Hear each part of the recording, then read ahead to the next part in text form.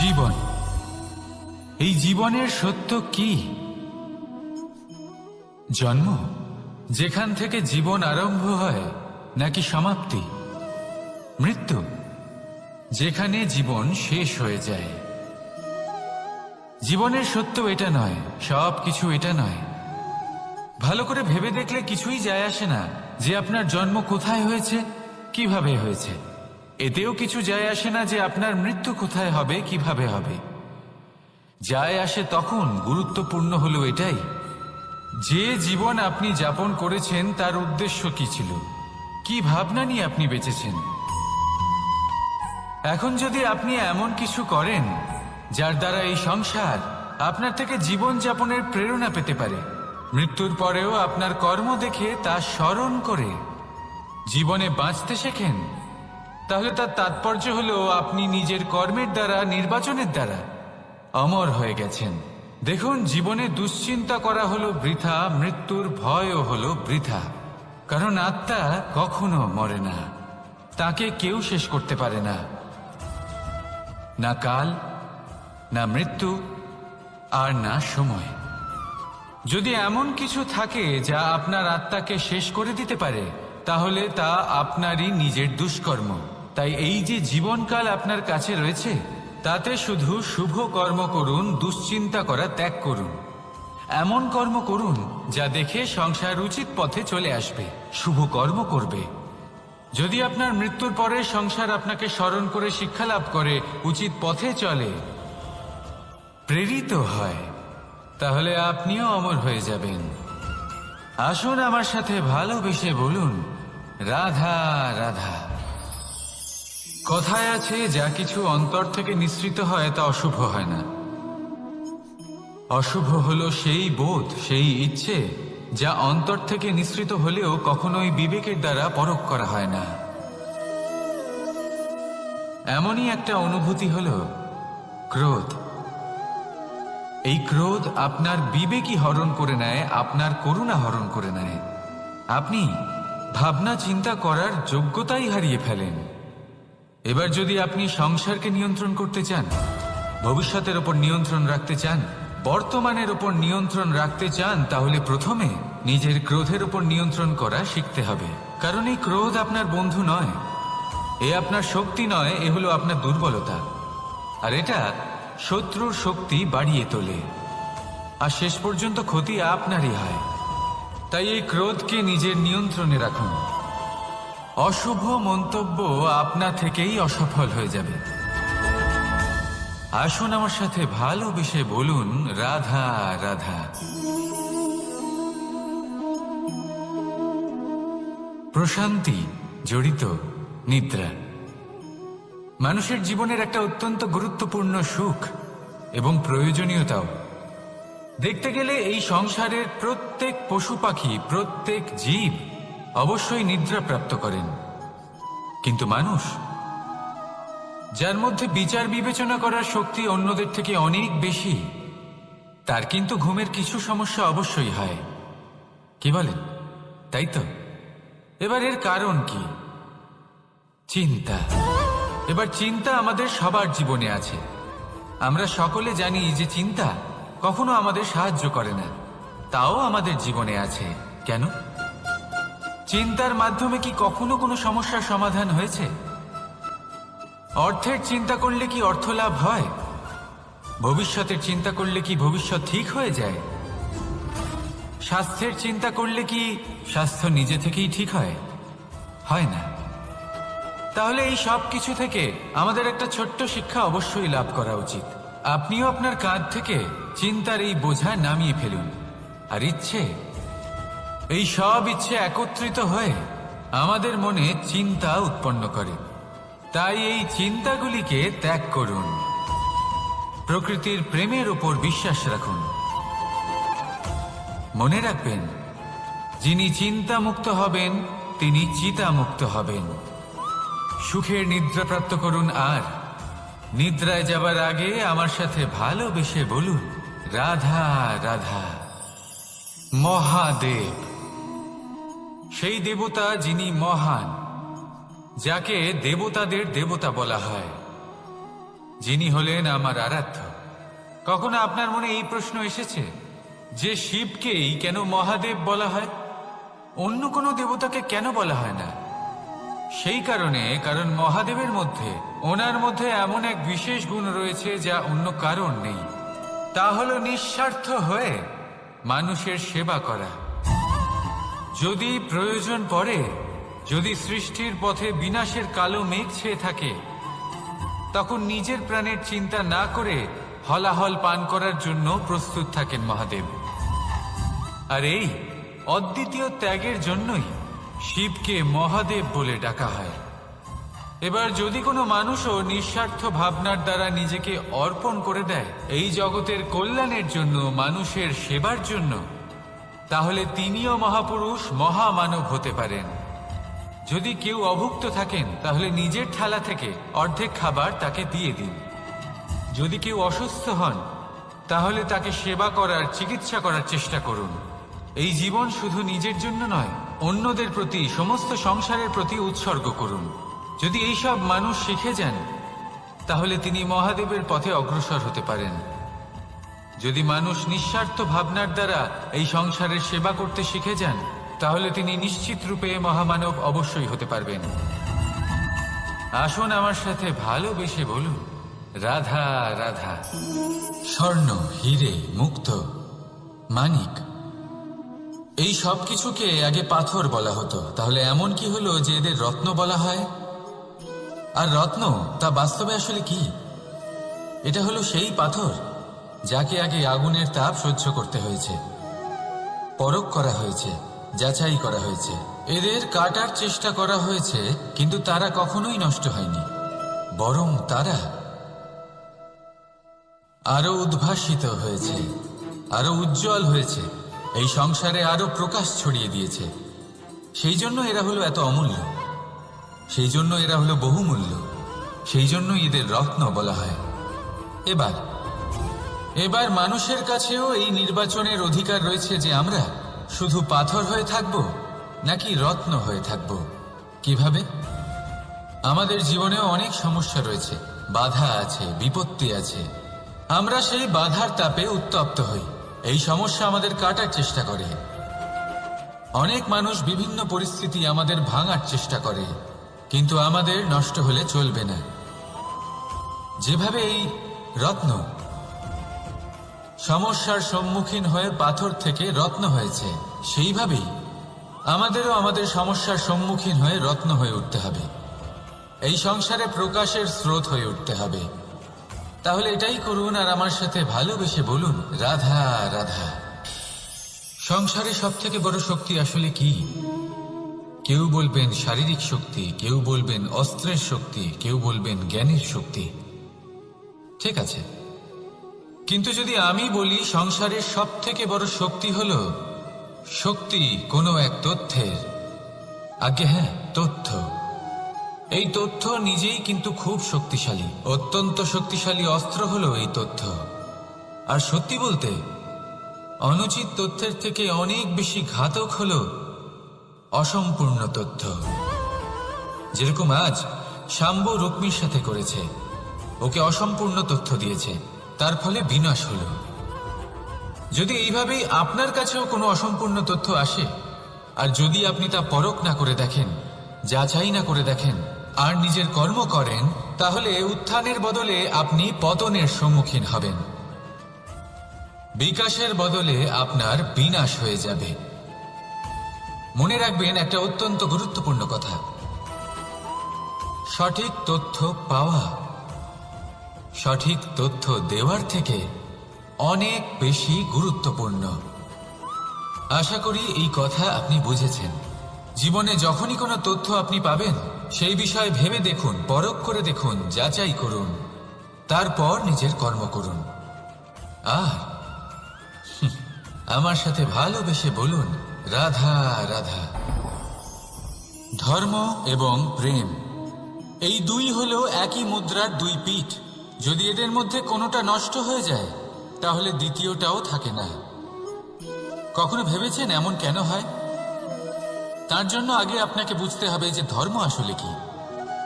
ধর্ম সেটাই যা এই সংসারের প্রত্যেক মানুষকে একে অপরের সাথে সুখ এবং শান্তিতে থাকতে প্রেরণা যোগায়। এই প্রেরণার আধার হলো প্রেম। প্রেম সেটাই যা আপনার মধ্যে অন্য কারোর প্রতি করুণাবোধ জাগিয়ে তোলে, সম্মান জাগিয়ে তোলে। এবার যদি প্রেম চলে যায় তাহলে সবার আগে বিনাশ হবে সম্মান আর করুণাবোধের। এবার যেখানে না প্রেম রয়েছে, না সম্মান রয়েছে, না করুণা রয়েছে, সেখানে ধর্ম কিভাবে বাস করবে? অশুভ ইচ্ছে জাগ্রত হয়ে ওঠে, ক্রোধ জাগ্রত হয়ে ওঠে, অহংকার জাগ্রত হয়ে ওঠে, আর তারপর আরম্ভ হয় অধর্মের। তাই যা যা ভাবনা আপনার অন্তরে প্রবেশ করছে করতে দিন, কিন্তু যাই হোক না কেন এই প্রেমকে নিজের থেকে দূরে যেতে দেবেন না। এই প্রেমকে চিরকাল নিজের কাছে রাখুন, নিজের হৃদয়। আর এই প্রেম ভাব নিয়ে বলুন, রাধা রাধা। এই সংসারে আমাদের জীবনের সবথেকে বড় দোষ কি আপনি জানেন? কেউ বলবেন লোভ, কেউ বলবেন লালসা, কেউ বলবেন অসত্য। দেখুন, দুঃখের মূল কারণ হল পরিশ্রম না করা। কিছু মানুষ ভাবেন যে আমি জীবনে কোনো পরিশ্রম করব না, অথচ আমি সবকিছু প্রাপ্ত করতে চাই। আর এমন এক কারণের জন্যই দূতের মতো খেলা আমাদের জীবনে প্রবেশ করার সুযোগ পায়। দূত। এই দূত আসলে কি? দূত অর্থাৎ কোনো পরিশ্রম ছাড়াই অন্য কেউ পরিশ্রম করে যা অর্জন করেছেন, যে সুখ সুবিধা অর্জন করেছেন, তা নিজের জন্য শুধুমাত্র একটা খেলার মাধ্যমে নিজের করে নেবার ইচ্ছে। আর এই ইচ্ছে অত্যন্ত বিনাশকারী হতে পারে। এই ইচ্ছে যদি আপনার বিবেক, আপনার মন, আপনার চেতনা, আপনার ভাবনা প্রবাহিত করে ফেলে, তারপরে আপনি চেষ্টা করতে শুরু করে দেবেন, আর সেইখান থেকেই আপনার পতন শুরু হবে। এই চেষ্টা করবেন যে অন্য কারোর জীবনের সমস্ত ধন, তার সমস্ত জীবন সম্পূর্ণভাবে নিজের করে নেওয়ার। কারণ প্রথমে আশা জাগ্রত হয়, আর এই আশা হতাশায় পরিণত হতে সময় লাগে না। এই হতাশা কুণ্ঠায় পরিণত হতে সময় লাগে না, কুণ্ঠা লোভে পরিণত হতে সময় লাগে না, আর এই লোভ প্রতিশোধ স্পৃহাতে পরিণত হতে সময় লাগে না। আর যখন এই সব কিছু হয়, আপনি দুষ্ট হয়ে যান। আর সবাই জানেন যে প্রত্যেক দুষ্ট ব্যক্তির পতন হলো অবশ্যম্ভাবী। তাই নিজেকে দূতের থেকে দূরে রাখুন আর পরিশ্রমকে নিজের কাছে টেনে নিন। জীবনে আপনার যা যা স্বপ্ন রয়েছে, যা আপনি করতে চান, শুধুই পরিশ্রম দ্বারা অর্জন করুন। তাহলে তাই করুন, আর আমার সাথে ভালোবেসে বলুন, রাধা রাধা। জীবনে কিছু শেখা অত্যন্ত গুরুত্বপূর্ণ। এবার কি কি শিখতে হবে, সেই সব শেখানোর জন্য অনেক শিক্ষক রয়েছেন, কিন্তু কি শিখবেন না আর কি করবেন না, এটা আমাদের নিজের অভিজ্ঞতা দিয়ে শিখতে হয়। কিন্তু তার মানে এটা নয় যে যদি আপনাকে শিখতে হয় যে আগুনের তাপ কতটা, আপনাকে আগুনের মধ্যে হাত দিতে হবে। না, অন্য কারোর অভিজ্ঞতা দ্বারাও শিখতে পারেন। প্রশ্ন শুধুমাত্র একটাই যে আপনি কি শিখতে চান নাকি চান না। যদি আপনি এটাই ভাবেন যে আমি শুধুই নিজের অভিজ্ঞতা দ্বারাই শিখতে চাই, তাহলে জীবনকাল ছোট মনে হবে, অনেক কিছুই শিখতে পারবেন না। তাই নিজের সাথে সাথে বড়দের অভিজ্ঞতা দ্বারাও শেখা শুরু করে দিন। এই সংসারের অভিজ্ঞতা দ্বারা শিখতে শুরু করে দিন। আর এটা নিশ্চিত রূপে শেখা আবশ্যক যে কখন কি করবেন না, কোথায় থামতে হবে আর কোথায় থামবেন না।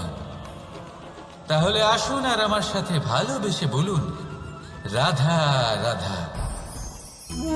ভোজন। এবার ভোজন সংগ্রহ করার জন্য মানুষ কি না করেন, সব সময় চেষ্টা করতে থাকেন।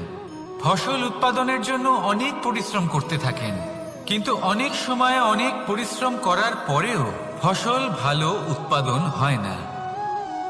এর কারণ কি? কারণ হলো এটাই যে আপনি পরিশ্রম হয়তো অনেক করেছেন, কিন্তু আপনার নজর তো সেই বীজের দিকে ছিলই না যা আপনি রোপণ করেছেন। সেই জন্য সব সময় কোনো বীজ রোপণ করার আগে তাকে পরখ করে দেখুন, তা অত্যন্ত আবশ্যক। আর সেইভাবেই যখনই কোনো কর্মের প্রশ্ন আসে তাহলে সেখানে শুধুমাত্র পরিশ্রম যথেষ্ট নয়।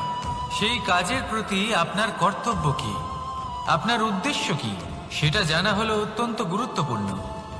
তাই কর্ম করুন, কিন্তু সেই কর্মের প্রতি আপনার যা উদ্দেশ্য তার মাহাত্ম্য বুঝতে চেষ্টা করুন।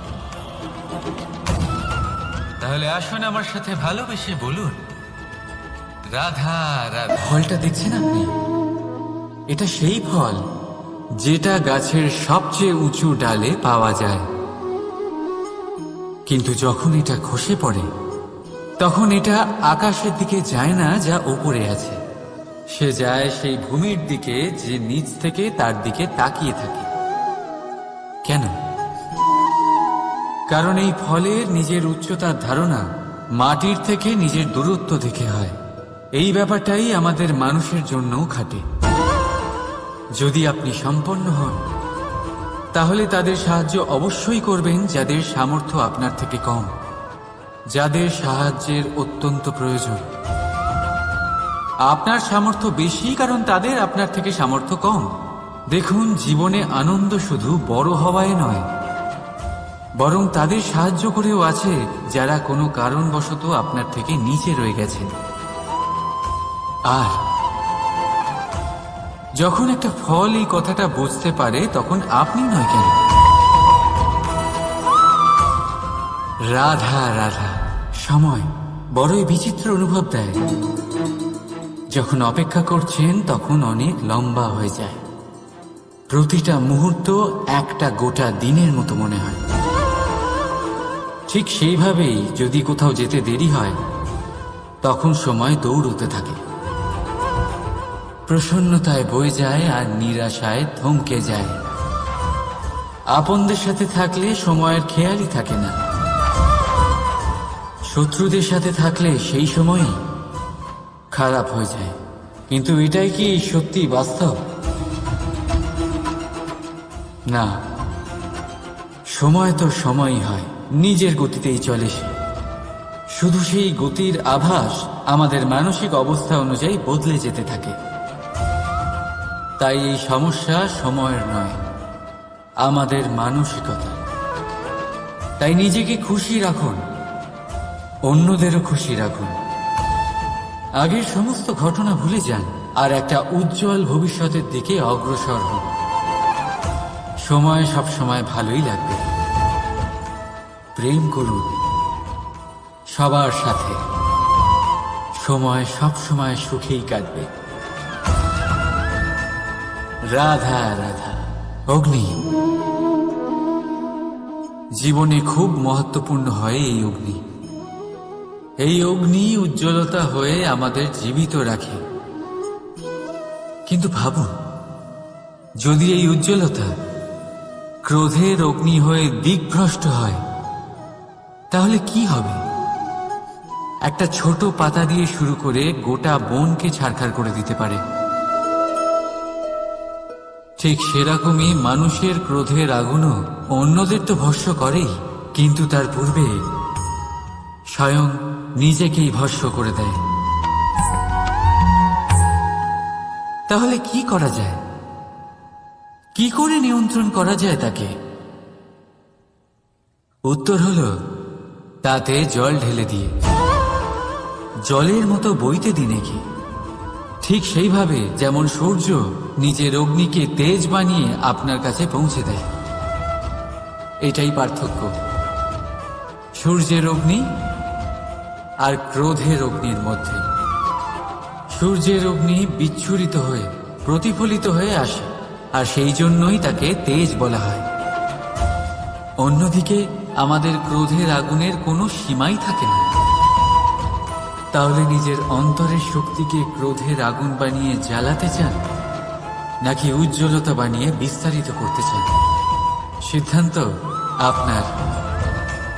রাধা রাধা। এই সংসার অনেকটাই বড়, আর আমরা তার কাছে অত্যন্ত নগণ্য। এই সংসারে এমন অনেক মানুষ পাওয়া যায় যারা বোঝান যে এই সংসারটা কতটা বড়, কতটা অদ্ভুত, কতটা সুন্দর। আর এই সংসার রচনা করে পরমেশ্বর কত মহান এক কাজ করেছেন। কিন্তু